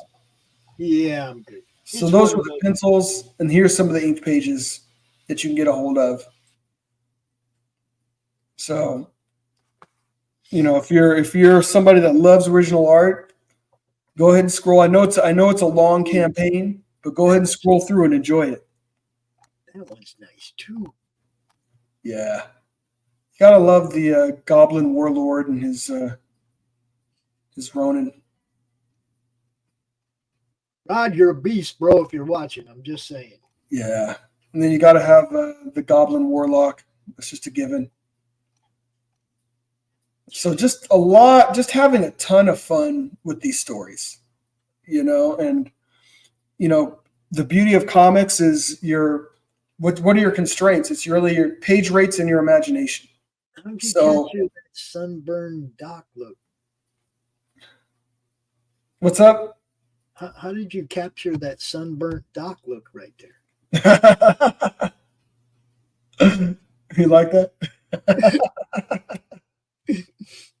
It's got that old guy growl to it. You know what I mean? Looks like Yeah. Doc. Well, he's not. Not a happy camper in that image. It's So all yeah, just good stuff, man. man, I appreciate it, man. Just having fun. Telling stories that are fun, and that move. Who wants to read a comic with people just talking in a in a coffee shop? Yeah. That's complete misuse of comics. The whole point of comics is you can go anywhere. So travel. Tell wild stories. Get out there. Don't write comics for the sake of trying to make a TV show or trying to make a movie that has budget constraints. Write a comic like for what it is, which is you don't have the same constraints. We have a friend just popped in. I'm gonna have to switch studios so I can play his intro because it's just the way it is, right? Everybody. Roads? Where we're going, we don't need roads.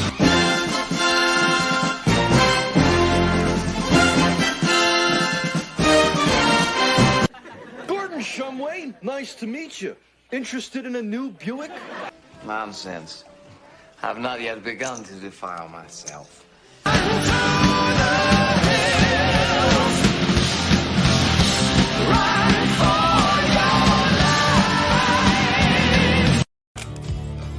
I'll make you famous. Hey guys, how's it going? Nice. How's it going, man? Oh, Same time I did. He's still backstage. Get in here. What's up, my friend? Tanner nothing Hervey. much. John How you Hervey. doing? Hey, have you been checking this out, Tanner? I just got here, but I see something. I see Glad something you're really involved. interesting here. Oh, dude. Let me just bring you back up here to the Irene Take it cover, out. Oh snap! the Reenie cover. Mhm. And we just kind of scroll down a little bit into some of this So beauty. he gave you He gave you a view of the 3 different cover options. And then we get right into the interior art. So yeah, those are the 3 different. That's Greg Questions, Horn. Volume 1, Greg Horn, and then Rod Looper, who's the interior artist, and then Eduardo Vieira, who is see, Pops has got the arrow right where it needs to be, and of course Reenie. Reenie in the Reenie. Nice. Yeah. Very Check out nice. this one, bro. Appreciate Check this it. out. This And then is the really interior arc, and there is a lot of fighting in this book, as there should be, because the Black Tiger's got to. She's on a mission, and this costume. So she has different versions of her costume because I figured, a woman isn't going to wear the same thing all the time. A dude, he'd have the same costume. So this is my Disco Nightwing Black Tiger suit right here, because I always because Disco Nightwing was my favorite Nightwing suit. So I gave her the Disco Nightwing with the big collar. This is all good stuff. Yeah, and this is some metahuman mayhem, and then Black Tiger fighting the metahuman activity division, and this is for those of you that are new to Black Tiger, it'll be a lot of fun action, but the story really moves. You'll start to untangle some of the mysteries of her power, of who killed her father, and of who basically is coming after her. So you start to unravel these things, and it's just like in the stories, you start to unravel some mysteries, you start to learn some new things, but then some other things, you start, hey, what is this? More questions. It keeps you moving. Give us more answers, but give us more questions. There you go. Absolutely. That's how you keep the train moving. So this is what I want to see, people. I want y'all to share this campaign out. Tell everybody about it, because this one should be getting way more attention. I'm just saying, this is awesome, man. I appreciate it, Pops. Come on. We all know there's levels here. Okay, this is real close to upper echelon, guys. Let's give it the credit it's due. Appreciate Tanner, that. what's this? What you got there, Pops? What's this, Tanner? What is it? Oh, I don't know. What is it? We gonna find out right now. John, you're welcome to hang out while we do a little unboxing of it here. Yeah, let's unbox. Mm-hmm. Now, I need to correct myself. It is not a 40-foot tall skeleton. It's a 12-foot tall skeleton. Oh, that one at the store was about 25 foot, probably. Yeah, I looked this thing directly in its pelvis. It's huge. And were you excited? Like 40 foot. Did it excite you, bro? Well, not much excites me these days, Pops. You know better than that.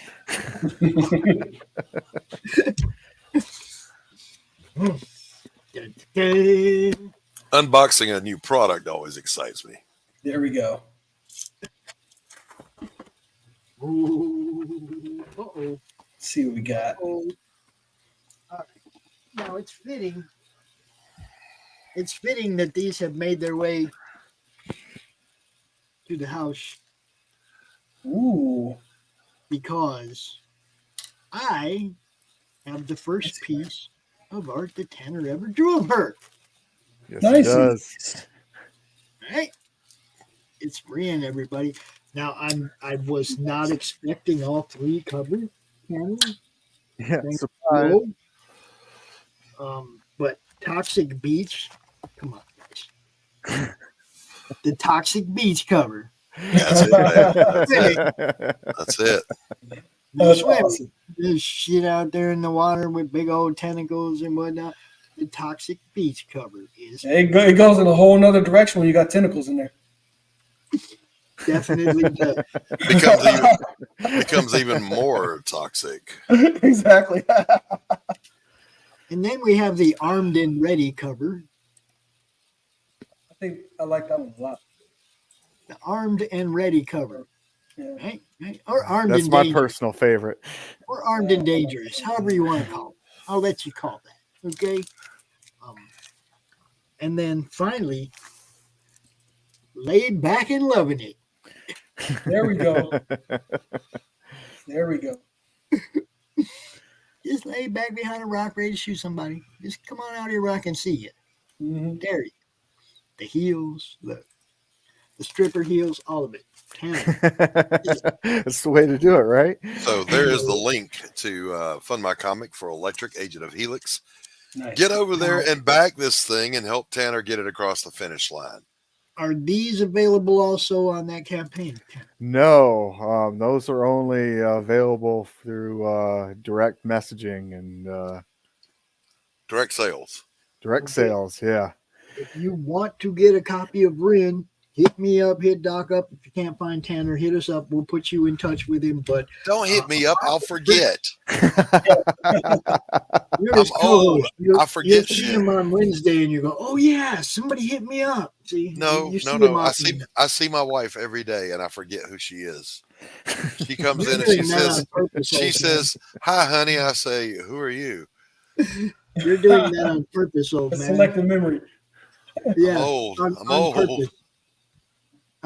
That's my call. I say. But John, I heard John say, back in the 70s when I was reading comics, you don't look old enough to have been reading comics in the 70s. John, are you one of us? Are you an old man? Tomorrow is my birthday. I turn 53 tomorrow. Wow! No way. Okay, he looks like he's 25. Yeah, seriously. Yeah, it must be a camera filter. Now I gotta ask, John, do we putting the black stuff in the beard, or is the beard just still black, bro? The beard is mostly black. Mostly, he says. Yeah, I mean, you just can't tell from here. You know, Yeah, it looks all black. It's not all black. It just looks all black because I'm dark and I'm in shades. You know, Yeah, it's my shades, hair still looks shade brown, here. too, but it ain't. Yeah. Just know that in the next 5 years, John, things will change because I was actually a black man until about 5 years ago, and then Is that how it works? and then this shit happened. And look And, what you know, Disney Were you did to born it. a poor black child? good callback. He is one of us. He knows the callbacks. I was born a poor black child. Look, and look what Disney did to him, you know? Look what Disney did to him. I'm the Netflix version of myself. I love that. Just don't be the Disney Plus version of yourself. That's all you know. Oh my gosh. The sketchbook even says, "Damn man, you got good genes." No doubt, man. Yeah, so for those of you out there, if you want to wish me a happy birthday, back black time. There you go. There you go. The link is in the description. Be sure you get over and check that out. And while you're at it, head on over to Fund My Comic and give Electric Agent of Helix a little love. Look at this one. Look at this one right here. This is our boy Tanner, live up over there on Fund My Comic. Now, I was going to be wearing my new Fund My Comic Street Team shirt today, but I didn't get it in the laundry in time because I wore it the day I got it, yo. I put that thing on the day I got it and wore it all day. So it's kind of funky. I got to wash it again before I can wear it again. Well, we can't smell you, so, you know, go for it. Yeah, well, I can smell it, though. I can smell Yeah. I'm not one of them people willing to sit in my own funk, you know what I mean? Well, you know, if not your funk, whose? Hey, for your questions. Pushing 35. Yeah, Sketchbook used to be a white guy, and he's fading into a Mexican right before our eyes. Aging is not for the faint of heart. You don't know what That's a damn true story. Ain't that the truth? Yeah. You know, I used to fall down and get hurt. Now I sleep wrong and get hurt. Seriously. Don knows. Don't be breathing in too much. You might catch contact.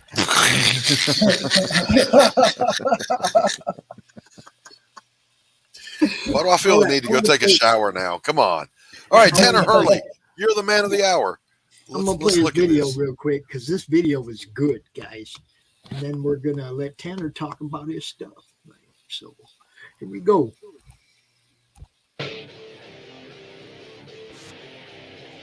Louder.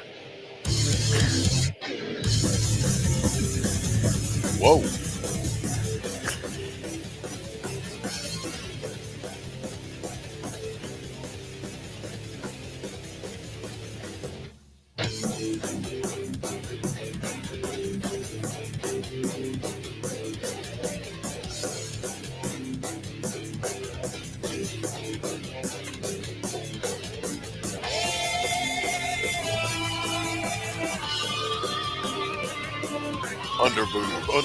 Underboob.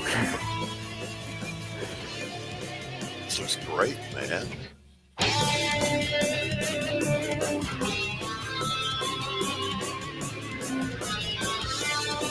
Electric took one look at Chun-Li's thighs and said, "Hold my beer." Damn Skippy.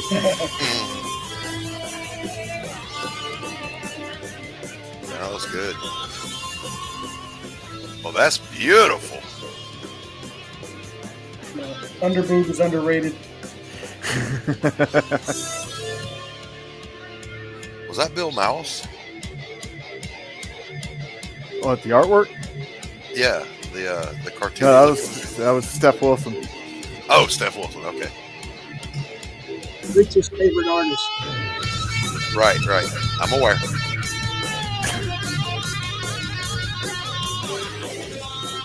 Old-fashioned head-banging comics.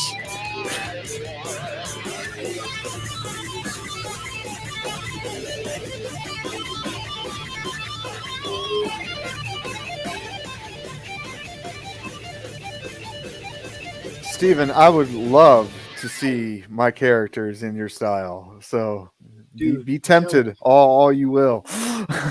I want to everybody thank John Hervey for coming and hanging out with us. Hell yeah, John! Heck It was a true pleasure to meet you, sir. Absolutely. Appreciate you guys. Tanner, this looks great. This looks great, man. Thank you. Your project looks dope, dude. We try to give it the best we can find when it comes to the madness. Hey, the madness delivers, guys. Absolutely. Always. Thanks for now, John. I will see you again soon. How much time you got left in that? When are you going to close that one? I'm probably around 40 days or so. All right. We will see you again before it's over for sure. All right, and happy birthday, John. Thank you. Birthday. Yes, happy birthday. Appreciate it, guys. I still don't believe he's older than 25. I'm calling bullshit on that. You see me walk when you believe it. All right, guys. Later. Good luck to you. Appreciate it. Love that dude. Good stuff. Yeah. What an awesome project, huh? Yep. Oh, man. When I first met him, it was the Magna book, the first Magna book. So, he's been part of our people we promote for a long time. It's, And you're right. He is not scared to shill. No. He's such an easy interview, man. You just point at a picture and go, look, John, and he starts. So Tanner's going to do the same thing right now. Yeah, that's what's about to happen. If you are not familiar with Electric over on Fund My Comic, the only crowdfunding platform we both endorse and recommend, then you should. Absolutely. I 100% endorse Fund My Comic. Yes. That's what I say. We both endorse and as a matter of fact, Pops, just a little back lore here. It was just last week. Some nuthead was talking about Fund My Comic, and I made this statement to him as I squished him that I am more than willing to forego making more money on a platform that shadow bans and deplatforms my friends because my integrity is more important to me than money. And Fund My Comic has integrity in spades, and the money's coming. Yeah, they're doing well. Even our campaign, as soon as we get funded, I'm going to start another one over there for people that don't use Kickstarter, because I understand that. Not my favorite platform, just where most of the people involved in this project have followings. So it was kind of a no-brainer for me to run our project on Kickstarter. All right, so Tanner Hervey, I'm taking over, Pops. This is my co-host. I'm taking this shit over right now. Tanner Hervey, welcome to Dark's Coffee Shop. We're glad to have you here. Shut up. Tell me, first of all, tell people who you are and what you do. And then we're going to talk about your product. I'm Tanner Hervey. I'm the founder of Apothic Press Studio. I'm the writer and creator of Rin and Electric Agent of Helix and the upcoming Double Helix book that's in the works. All right. And Tanner is also, by the way, a combat veteran and all-around nice guy. Thank you. Just saying, thank you for your service, my brother. Oh, I appreciate it. Thank you for yours. Oh, yeah. It's my pleasure, man. Hey, tell us about Electric. So Electric is an energy succubus of unknown origins that will be doled out within the ongoing series Double Helix. But she's an energy succubus. She can project that energy into these hilts that just send chaos energy all over the place, and it's kind of like Psylocke on crack, I guess. If I had to compare it to mainstream so the character. hilts stay the same, but she can change it into anything she needs. Yeah. Okay. All right. Rock on. And what is it she's getting into in this particular story? So up there in the left-hand corner is the Soul Sorceress. It's the in these anthologies, I introduce a new villain in 3 stories because I'm really big on the Rogues Gallery, you know. And so that's the Soul Sorceress, and she's up to some no good, and it's up to Electric to basically find out what's going on and then stop whatever evil doings, shenanigans. Yes, she's going to stop whatever shenanigans she's up to. And at Evil first, is just plain wrong, lady. well, it has a little bit to do with the summoning of an eldritch terror. So, there's some big stuff that they got to stop. All right. So, do you have control of the screen right now, or does Pops have it? I don't. All right, Pop, scroll us on through here. There he is. Glad you're still with us, brother. All right. So, penciler on this book. Tell us about your art team. Okay, so what we saw above was Benjamin Sanchez. He's on the 2 stories. One that's not shown here that's in development, and it's getting worked on right now. And then this artwork right here is C. Michael Lanning. Just some beautiful artwork. Right. And now, is he the interior artist on this book? Yeah, he's one of the interior artists. Yep. It's an anthology. It's an anthology. Yep. Okay, So you'll have 3 different stories, 2 different artists, and a plethora of covers. Okay. All right. Scroll on, Pops. Let's take a look through here. Pops, scroll.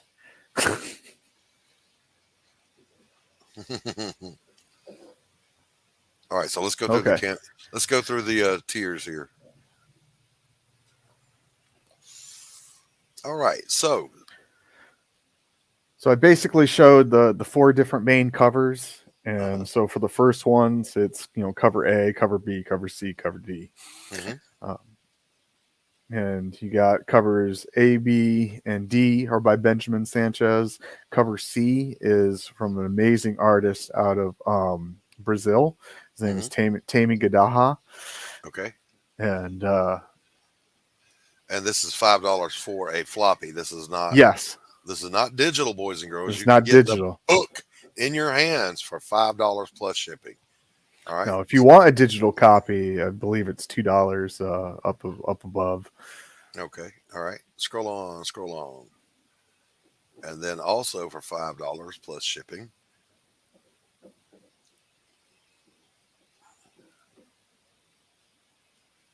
is okay. I see.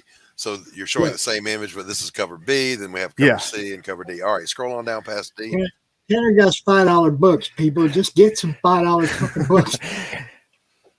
$5 books. Yeah, basically for the price of one person's book on Kickstarter and Indiegogo, I can get you 4. Yeah, no joke. All right, Dawn, you take care of yourself. We'll see you later this week. Nice seeing you, Dawn. Thank you. And Tanner, what percentage done is the book? Because I know you. It is over 90% done. Right on. We just need a little help to get it over the finish line there. Yeah. And those of you who don't know, this book is funding for how much? What's your funding goal? Oh, funding goal? 500. 500. And I know Tanner already spent more than that making it. He's just selling books, folks, because he loves this. Okay. So get over to Fund My Comic and buy some $5 books, man. $20, get all 4. Is there a package deal, Tanner? There is a package deal. Tell us about the package deal. Like I said, for $20, you can get all of the regular main covers, and then I have add-ons for all the alternate covers, which are a little bit more. Let's see. You might have to go to the second page. What second page? I didn't know there was a second page. What second page? What are you talking about? Where? Right there. Yeah. See number 2? Oh. How about that? I didn't know there was such a thing. Did not either. Here we go. Wow. Okay. Consider me educated. More rewards. The Steph Wilson cover. The RB White cover. Wait. Go back up. Slow your roll. Okay. I want to take a little moment to look at these. All right. Come on. Wow. So Tanner, your influence in this, you've said many times, is you miss the fun storytelling and the over the top storytelling of Heavy Metal magazine. Yeah, absolutely. And so if that's your jam, this is your jam. This is your thing. Yeah, And $50 will get you all the covers. yeah, yep. So this is one of those things where, all right, we've already had Ren, now we've got Electric, and they're going to team up together in the next book, which is going to be called Double Helix. So you want the story to be complete. Get yourself a copy of Ren, reach out to Tanner, and then get a $5 book for Electric. Hey, I have no plans on reprinting the anthologies. Ren was $5 book too, right? What's that? Ren was $5 book too, right? Yeah, that's correct. $10. You can get both books, guys. $10. Yeah, I am a sketchbook. I am red pill all day long, and I don't put anything in my coffee because God said not to. God said, "Thou shalt drink thy coffee black." Did Stephen B ask for the link earlier? Yeah, he did. He did. He can join us, dude. And Tanner, there's no end in sight for this. This is kind of an ongoing thing you want to keep doing with Double Helix, correct? Yes. With Ren and Electric. With Ren and Electric, they'll show up in Double Helix, and that'll continue the saga from there. All right. I have been negligent, Tanner. I owe you some art, so I'm thinking I'm going to do either a pinup or a cover that has both Ren. And Electric snap! That would be beautiful. I got to do you one, man, and I'll see if I can get Carol to color it. And so he wants to know, what weapons does she have, Tanner? Okay, so what she does is she's an energy succubus. So, but she's also what do you call it? Psychic or telekinetic. So she can take psychokinetic. Yes, that's the word. Thank you. Yes. Copyright Tanner Hervey 2023. She's psychokinetic, so she can project that energy into these laser hilts, and then she can form it into any blade weapon that she chooses. Yeah. Sketchbook is saying the same thing I said. Ren would be a cool old school cartoon like Bounty Hunter with a mysterious past. Yeah. Both of these characters would fit right in with Sim Inkslayer's what's his name? Nat. Oh. Yeah, the Natverse. You can see a crossover with the Natverse so easy in this. Mm-hmm. You know? They would all Nat get along. Merc and yeah. Yeah. Oh yeah, I would love to. I'd love to do a crossover with them. I sent you the link in your Twitter over there in the Twix. I think I'm going to call it Twix from now on, guys. Twix. You got right side Twix and left side Twix. Now, Tanner, I got to ask Pops usually focuses on the campaign, and I usually focus on the creators. Mm-hmm. So I got to ask you. You are a respectable member of society, seemingly. Married father. What does your wife think about your projects? She lets me do my thing and just leaves me to my devices. Because listen, first of all, I know she's a good woman. All right, because she married you and you're a good guy. And she's a loving wife. You need to get her involved. Oh, I would love to, but I've tried to get my wife into the comic side of my life, something fierce, and it's like my wife; she ain't having none of it. Yeah, she ain't having none of it half the time. Let me tell you, I asked Tacey for an opinion on something. Is it this or this? You think? And she'll go, whatever you think those guys will buy. Yeah, that's the only feedback I ever get. That's how she feels about it. She's like, yeah, as long as it becomes something that people will pay money for, then keep doing it. And I'm like, okay, yes, dear. Stephen B, camera. Do I have to? Yes.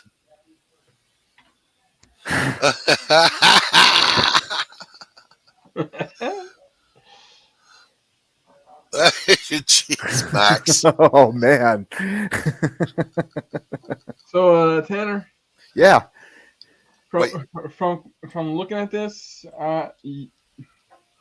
My artist instincts kicked in, and now I'm in progress. Oh snap!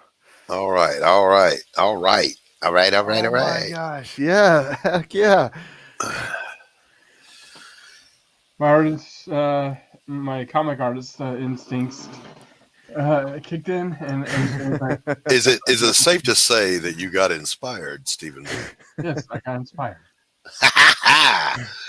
All right, but when we say on camera, that's not what we mean, sir. Don't you try to hide from us. Your family, you know the routine on this show. Well, I mean, technically, on my show, that's what we do. But there he is. There he is. The other good-looking guy on the stream. Max, always a pleasure to see you too, sir. You guys don't know You Atrocity. tell him this is Monday Madness, Doc. I don't have to. Yes, yeah, listen, I'm going to put you in the back, Pops. Atrocitypress.com, Mary Machine Gun, Ninja Bimbos in Space, Ninja Bimbos, Human Hunters, Human Hunters, Human Hunters, Human Hunters, and the soon to be Lady Blasphemy with Mary our own Machine Rich Parada. Gun. They just come out the woodwork over there where Max is at. Yeah, I'm not even allowed to do that sketch. I went on there once and sang, and they said I was banished. Don't ever come back here again. You're not allowed to sing. What did you sing, Doc? What did you sing? I sang, I like to go swimming with bow-legged women. That's why they said. It wasn't your voice; it was your choice. You see what I'm saying? He likes to go swimming with bow-legged women and swim between their legs. No wonder I feel short. I need to put my seat up. Well, alrighty then. Now, Tanner, where did you get the idea for both Ren and Electric? What was the metamorphosis there? Oh man! So what had happened was, I had read an article where heavy metal was changing the look and design of Tarna, a beloved character from the movie and comic itself. Infuriating the fans, and then they called out the fans, and I thought, oh my God, you don't do that. I was like, they basically said that these aren't the people we want, buying our books and magazines. And that's probably why they're belly up now. But I said, oh man, if they're not going to produce the kind of stuff that people want to see, I said, I'm going to produce what people want to see. That's right. That's right. Yeah, I remember all that. That was one of the dumbest dumb things a dumb person has ever dumbed. And so there was that. It was one of the catalysts. And then I had another situation where my first studio was starting to collapse. I'm not going to name names, but there were people that when they say in Hollywood, creative differences, I realized that is a real thing. I had creative differences, basically I had hired creators and I was paying money and they didn't want to listen to me. So, so things went south really quickly, but, so some of the writers that I worked with, they were like, oh, this project that I was trying to greenlight for them. They had said it took them, a long time to, like 30 years to create the story. And it was, had so much continuity and all this kind of stuff. And I was still a little mad at them. And I was like, well, hold my beer. Cause, I can create a whole world, in like 2 weeks. And so I sat down and that's what I did, know? Yeah. I'll do it without you, boners. Do it without you guys, and I'll do it in a fraction of the time. That's right. And that's what I did, and people seem to be taken to it. They like it. And as long as they like it, I'll keep producing it. Hell yeah. Hell yeah. Hell yeah. So over on Fund My Comic, $5 comic books. I mean, I, I don't even know what else to say. If that doesn't get you, nothing will. Yeah, Well, that's what I keep saying. It's like it's Just back it already. $5 comics, no brainer. Yeah. And if people stick with it and they enjoy it, I've got a big surprise with Double Helix. I've got Simon Bisley on board. Hello. So we've got some big plans, some big plans. Yes. And Tanner is an honest guy. He is a hardworking guy. What he says he'll deliver. And I can't do a $5 book. I can't do it. I can't. He can. Go get him. All right, What are you waiting for? To go for the hair. All right, Stephen, we don't need a running commentary on. I think he's kidding. like, put her back up there so I can see her. I think that's what he's saying. Is that what you're saying, Stephen? Well, since he took the campaign off the screen, I had to open up a new tab. Oh, okay. I can put it back up there. But okay, that's fine. Or well, he's got it. He's got it. Actually, bring it up for Tanner. I can do that. Well, creative difference also means that somebody's paying you to produce a product, and you go, "Yeah, no, I'm going to do what I want to do." No, that's not how any of this works, Scooter Poot. Me, boss. You do work. Yeah, it got to the point where there was just too many chefs in the kitchen, and I pulled the plug. So. And struck out on your own, and struck out on my own, and here we are. Yeah, man. Yeah, Tanner Hervey, the Steely Eyed Missile Man. And now books are getting done. Imagine that. Now books are getting done. See? Now books are getting done. Exactly. Yeah. Oh, it'll take years, Tanner. Years, I say. Decades. Get the hell out of here with that. Well, we had a small setback with this one. I was on Kickstarter, and it was at the height of inflation. Yeah. I talked about this on a few other streams. But we experienced 2K and drop pledges, which I guess was unheard of, and it was astronomically crippling. But here we are chugging along. I keep giving updates to everyone. Doing it right. It's going to get done. It's going to get done right. Things. You keep your backers appraised of what's happening, and you overcome the Bidenomics. I mean, the current economy, and you just push through. You push through, because you know what? There's doers and there's talkers. All right. Stephen B is a doer. Tanner Hervey is a doer. I'm a doer. I'm back here working every single day. Come hell or high water, I'm going to get my product out the door. If I got to go to a Xerox machine and make you copies, you're going to get a book. All right.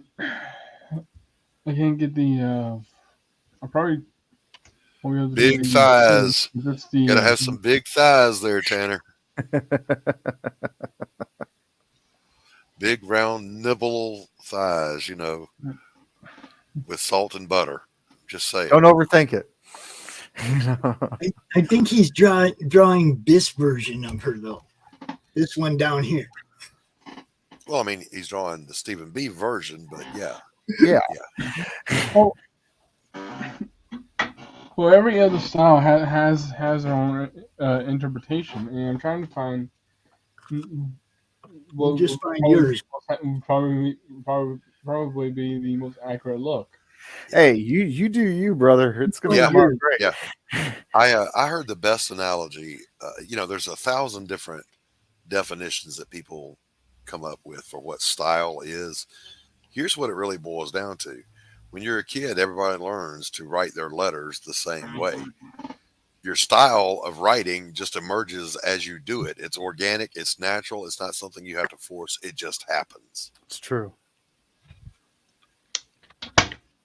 Some people have penmanship, some don't. I don't. I don't. By the way, some people don't. I can't even read my own writing. I'll write myself notes and go, "What the hell was I saying here?" I don't know. It must have been important. I wrote it down.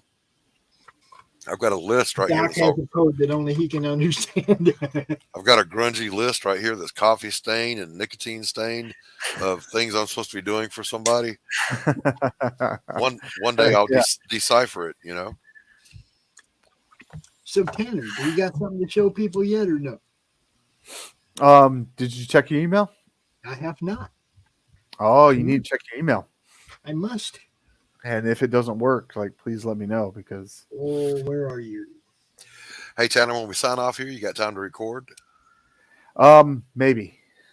I do not see it in my If not, email. we can do it tomorrow. We can just wait for tomorrow.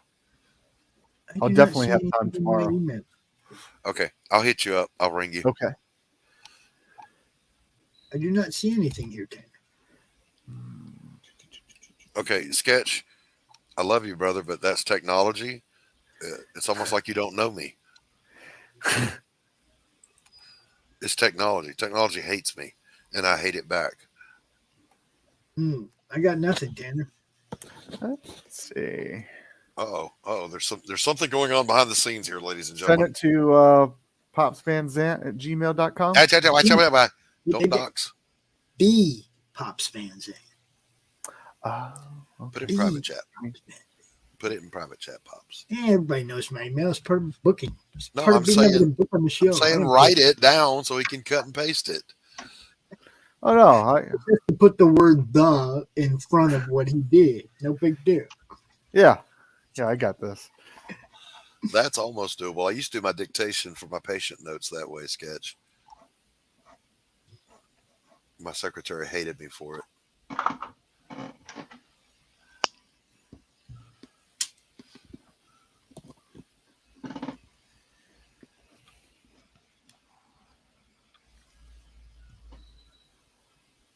And a deafening silence ensues as the technical I difficulties. was reading my update. I'm sorry. I was reading something. I have to. No worries. Unfortunately, I am going to have to bounce. I got somewhere I got to be in just a couple of minutes. Oh, okay. I mean, I'd love to hang out. You know that, but. It's almost 5. It's almost time for this one to go down. Anyway, in history is another great episode of. Let's put this one in the history books, ladies and gentlemen. So we had John. Tell me John's last name again. John Hervey from Magna yes. and Black Tiger, Hidden Dragon. Good stuff. Oh, and the Posse. He's got a book called The Posse too. And of course, our own Tanner Hurley with Electric, Agent of Helix. $5 books. Funding now on Fund My Comic. Listen, do yourself a favor. Go get a $5 book. Hell, get 2, get 3, get 4. Yeah, buy the whole set. You know, you're going to spend $20 on some other guy's site. That's Get right. the set. That's $10 right. bucks, you can get this and Electric. This one and Electric. $10. $10, guys. For those of you who know this particular book and this particular artist, if you know Kozar, and you know Corey Barton, you should know that there is a single original head sketch of Kozar on the Madness Roku channel campaign. Just one, only one. All the ones that they did for the campaign sold out. This is the only one available out there right now. It's a Corey Barton Kozar head sketch. Go get it. Just go Right get on. it. And Stephen B, are you still on live on Fund My Comic? No, the campaign ended. Okay, all right. Stephen B is live every Saturday on the Madness Comic Network, though. Every Yes, he Saturday is. night, 7 o'clock. Come So- watch Stephen B draw, level up, because dude just keeps getting better. Stephen, Oh, if someone yeah. wants to get their hands on Crypts and Legends #1, how could they do that? Just tell them to get a hold of me, and I'll put them in touch with you, bro. How's that? Yeah, I am working on. I am trying to work on something. One of the things, Stephen, that you should be aware of, that once we get the Roku thing up and going and we have our website up, you guys will be able to put your storefronts on the website as well. Nice. You people that are in the madness, you see what I'm saying? Because I want it to be one-stop shopping for everybody. Right on. You know what I mean? So the website will have the links to your stores or a storefront for your stores and the links obviously to your active campaigns and everything. We'll try to keep that as updated as we possibly can. That'll kind of probably be my job once we get it set up. But we're also setting up the preview page on Roku of our top 10 shows. We just went through and picked out some good shows like Doc and Tanner a couple weeks ago when Rich waxed his back. We went and picked 10 shows off, and that's hard to do out of 2,500 videos, guys. Yeah, no it's joke. Hard to pick. It's hard to pick 10. Okay.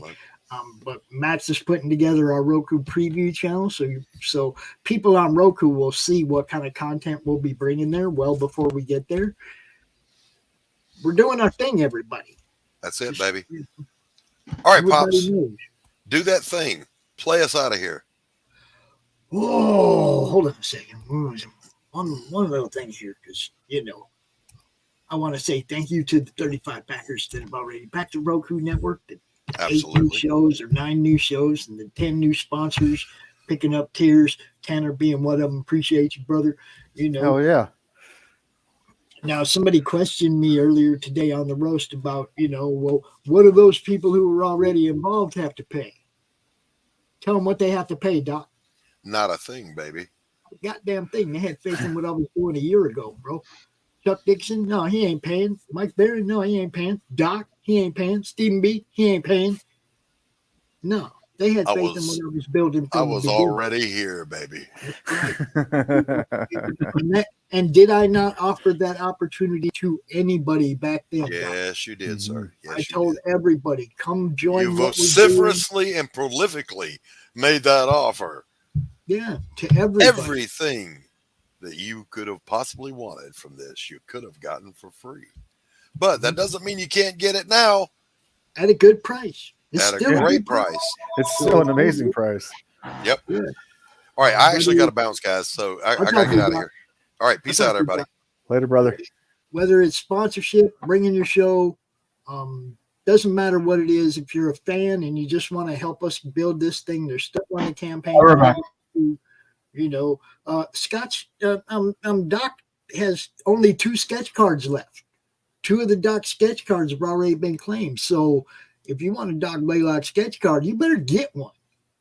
2 of them are gone. And that's the whole thing. Everything that's up there is a physical for the fans, other than the PDFs, is a very limited thing. Get it now. Don't wait. Don't wait. Somebody else going to get it. You want one of them croms, one of them crochet croms? Get it now. Don't wait. There's only 5. Cindy's only going to make 5. That's the kind of stuff I'm talking about. Drawn in tier on Path of the Pale Rider. You can't even get that on the Path of the Pale Rider campaign. You can only get that on the Roku campaign. If you want to be drawn into Lori's series, go over there and back that tier. There's lots of stuff there, whether you're a fan, a sponsor, a showrunner, convention something runner. For everything. Yeah, comic store owner. Look, there's something there that will serve you. And we hope that you go check it out. The Madness Roku Network. Right now on Kickstarter. God, I hate saying that. I really do. I hate saying that. I hate Kickstarter.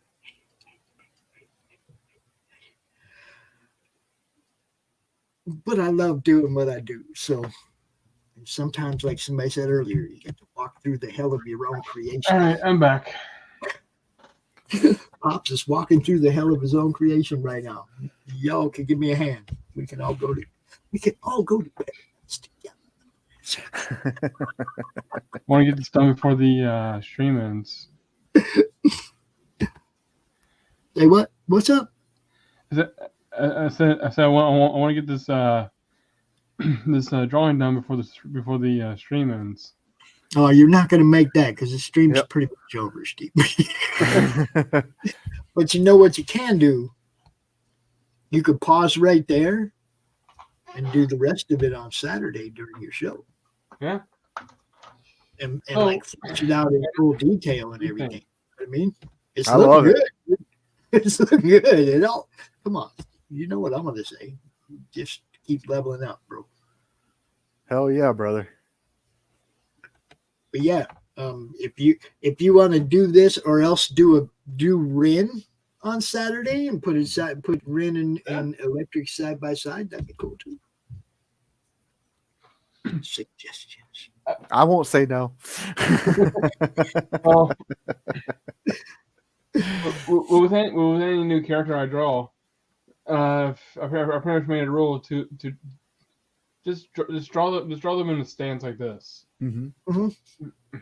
Because if you try to draw them in a pose like this or like this, you're gonna screw up. Nice. Dude, those won't look good. What do you mean you're gonna? It's gonna look up. What are you talking about? That's ridiculous. You're gonna do whatever fine. your inspiration calls upon you to do, brother. Here's the thing. That's not my first time. That's not my first time drawing those characters there. This is my first time drawing this character. And she's looking good, bro. She's looking great. No doubt. For everybody who, like I said, doesn't know Stephen B, Saturday night right here on the network and on his own channel, Bold Cat Studios. You can go over there and subscribe to him over there too. He could use the bump on YouTube, no doubt. Tanner, my dude, co-host on Doc's Coffee Shop every Wednesday morning, creator, publisher in his own right. You guys know what's up. We try to bring you the best people we can find, yo. That's what we do. If you check us out later tonight, we got Romo, The Adventures of Matt and Romo. They're going to be talking about Spider-Man and his many incantations, infestations. I don't know how you want to describe it anymore, but it's a spider. We're going to tell you. And at 8 o'clock, we have a very special Madness edition. We're going to be out here for a little while, probably not too terribly long, with Mike Barron talking about his new sign up over there at Rippaverse, man, joining the Rippaverse. So we're going to talk to Mike about what led to that and what he's going to be contributing to the Eric July universe. Can't wait to see. Talking to Mike tonight. So that'll be fun. Oh, it's going to be nice. Yeah. So, always trying to bring you something, people. All day, every day. Got the madness coming at you. Y'all have a great evening, and we will see you in a couple hours, man. Right? All right. Peace.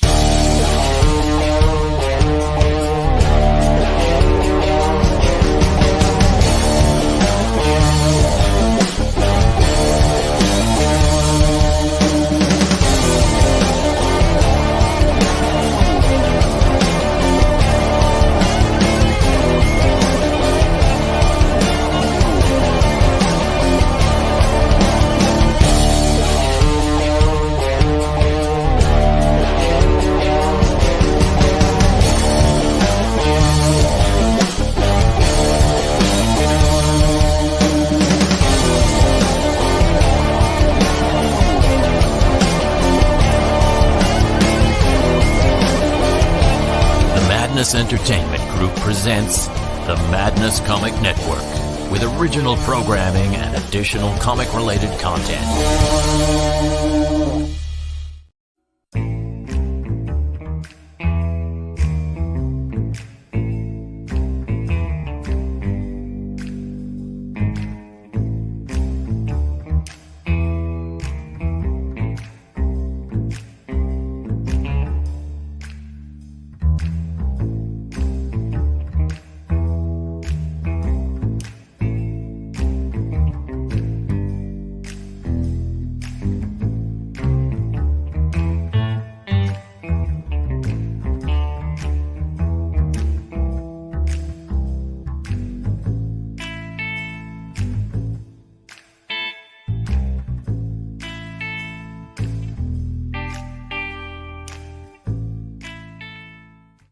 is Path of the Pale Rider anyway? Is it a comic book?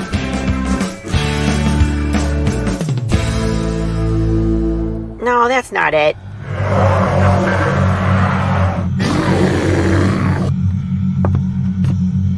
Is it this? What the heck is Path of the Pale Rider, man? There's no way this is right.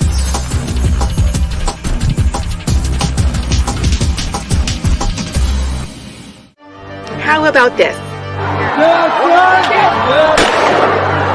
I have no idea. We're gonna rob a bank. Oh, it's this.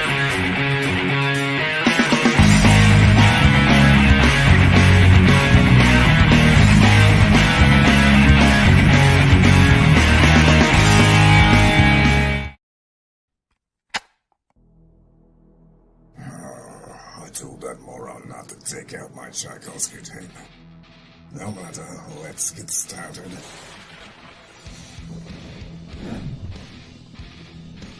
Here we are, Nancy Moon. The last time we left our heroine, she had just joined my esteemed colleagues at level M. And the soldier who cannot stop talking, a magician with money issues, and a vampire with a checkered past. But there are other teammates she's yet to meet. One in particular might be a little bit shocking for her. I do hope she's not allergic. Back it today, won't you? Like right meow.